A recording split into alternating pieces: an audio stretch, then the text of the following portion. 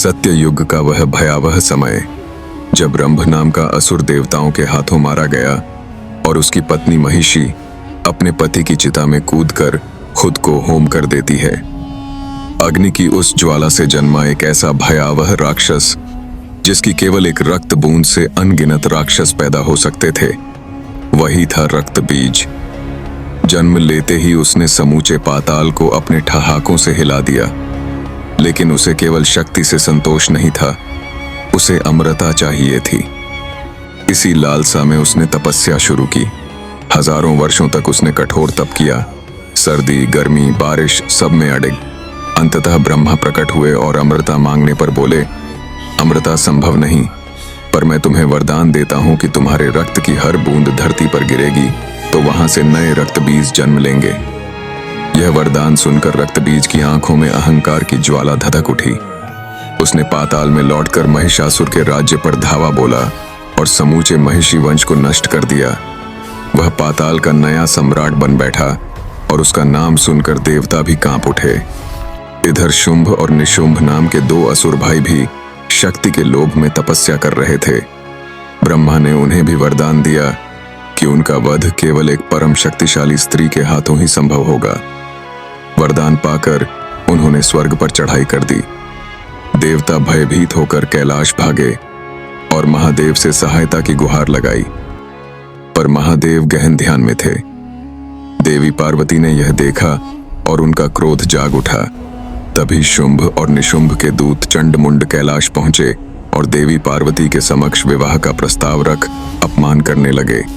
पार्वती का रूप विकराल होने लगा, उनका शरीर नीला पड़ गया और वे बन गई महाकाली।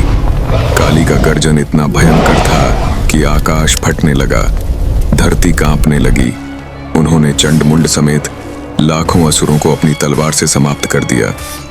यह देख शुंभ और निशुंभ भयभीत हुए और उन्होंने रक्त बीज को बुलाया।